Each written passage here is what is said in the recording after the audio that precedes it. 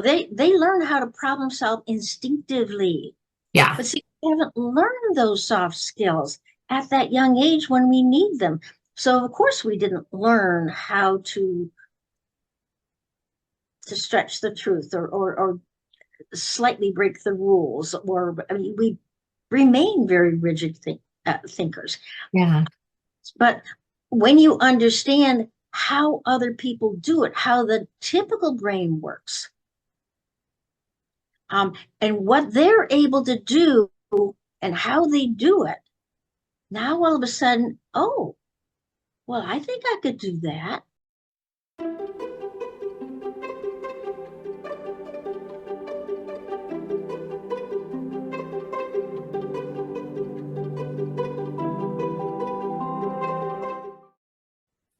Hi, I'm Staci Neustadt. I am a speech language pathologist and the CEO at Making Sense of Autism, and I'm a student of Susan. And I'm Susan Golubock. I am a now retired occupational therapist who has worked many, many years after I discovered even my own autism with other autistic individuals. I founded Making Sense of Autism because of my passion to not only understand my brain and how it worked differently, but to try to explain what I've learned to other people so that they're more understanding and therefore more accepting and more accommodating to autistic individuals. So, our goal is to help you provide the right support without trying to fix autism, but by understanding it. So, whether you're a parent, teacher, therapist, or just someone who wants to learn, you're in the right place. Be sure to subscribe and join us every week. We talk about a new topic.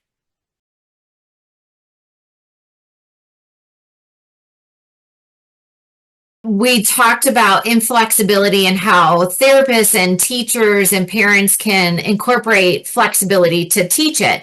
Now, for autistic adults who were never taught this, and maybe people tell them, "Oh, you're so rigid" or "You're inflexible," it is partly society, because society does appear very rigid and inflexible. But I know you and I have talked about non-autistic individuals pick up those little cracks, pick up how they can stretch the truth. They pick up on how they can maybe get around the rules and maybe break the rules a little bit. So yeah, we pick up on that and stretch it. I know I was probably a rule stretcher when I was younger, but I want you to share from the autistic perspective of how you view it, but then maybe how you sort of learned you don't have to be rigid, and maybe how you picked up on that stretching that sometimes occurs.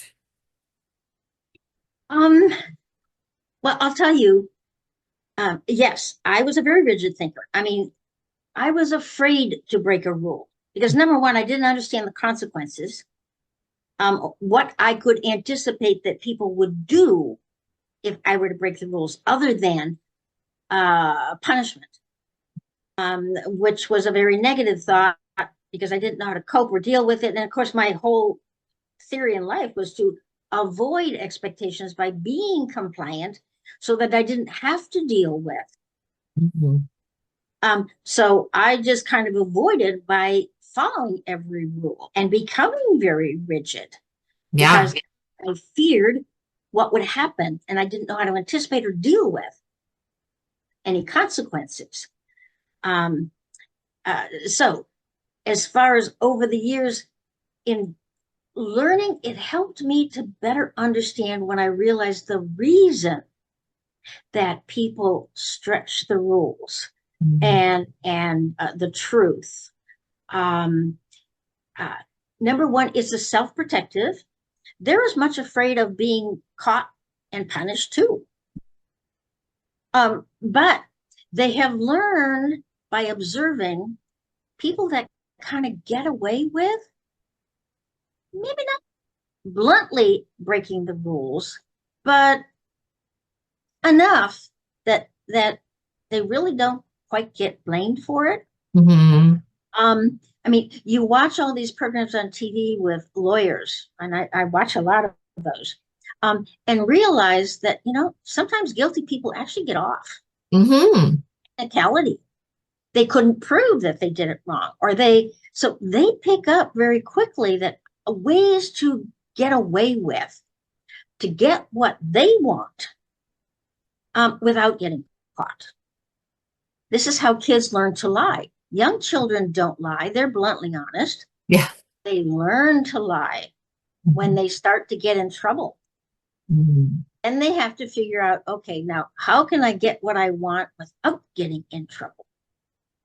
And they start thinking creatively.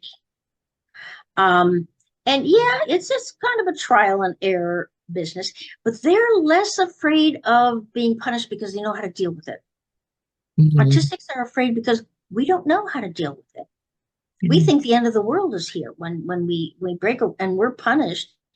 All it does is we blame ourselves because we feel that people blame us when we don't do things right. Mm-hmm. Unfortunately, you get that in school a lot. If you don't conform, you're wrong.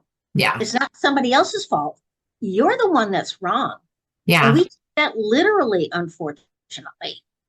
Whereas a neurotypical child would learn to just brush that off. And what I think and what I do is more important to me than what that teacher thinks. Yeah. And so therefore, I'm going to create a way to trick that teacher into not being able to prove I did it wrong and therefore not get punished. So they learn how to problem solve instinctively. Yeah. But see, we haven't learned those soft skills at that young age when we need them. So of course we didn't learn how to stretch the truth or slightly break the rules, or we remain very rigid thinkers. Yeah. But when you understand how other people do it, how the typical brain works, and what they're able to do and how they do it, now all of a sudden, oh, well, I think I could do that.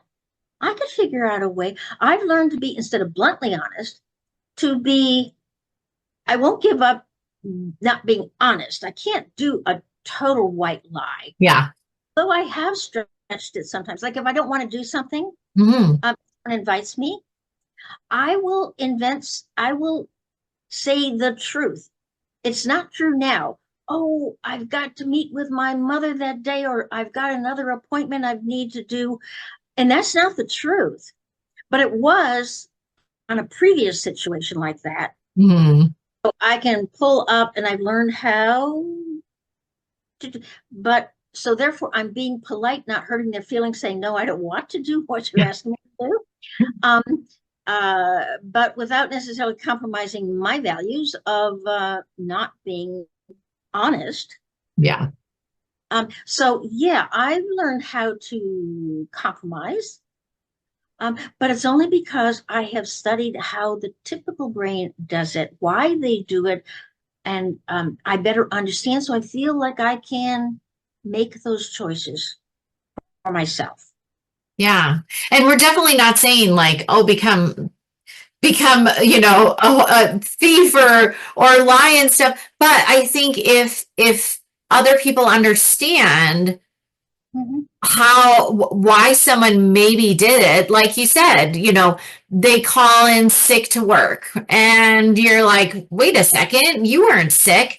Maybe it's a white lie because they want to go to a concert. Like, is it the right thing to do? Well, you might not do that, but that might be why they did it. So maybe having that understanding of the why behind it helps a little bit.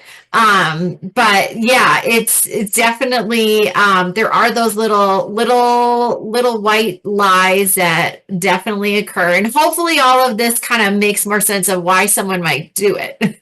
Well, yeah, because then what it does is it gives you that choice. Yeah. You can choose if you're comfortable with it, but you still need to decide what's right for you, what feels good.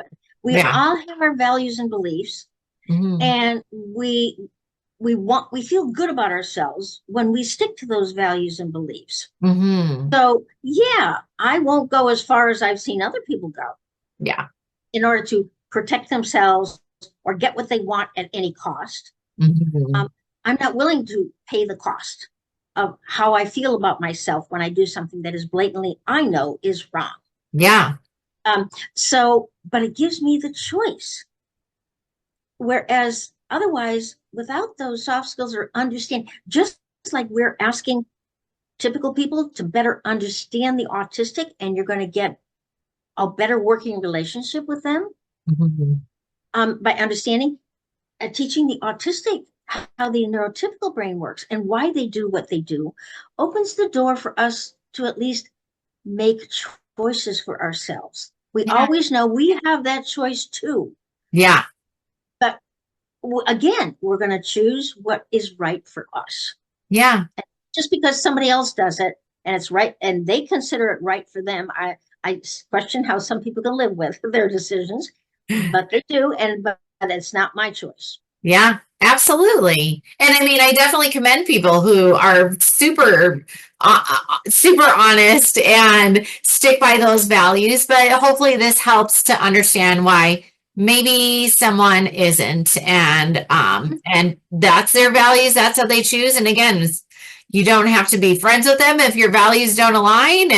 But at least you maybe understand that now. Well, it also helps because society doesn't teach you the difference between what's a law, i.e., which is very inflexible. I mean, even laws have a little wiggle room, but they're harder to change versus a rule, like a family rule. It's a rule we do this because that's how we all get along better. But Yeah. rules can be changed. Yeah. All you do have to go is the source. I Yeah. mean, the same thing with the law. You have to go to the source. Who created the law? Yeah. They're the only ones that can change it. You can't change it. But knowing those differences between laws and regulations and guidelines, they all have, if you don't understand that, society isn't as rigid as you think it is, that there's every rule is like a law. And if you break it, you're going to be in jail for the rest of your life. Yeah. No. But nobody teaches us that. No, you're right. And those are very, very different. House rules versus laws are very, very different. Wonderful. All right. Thank you, Sue. Great information. Thank you for asking.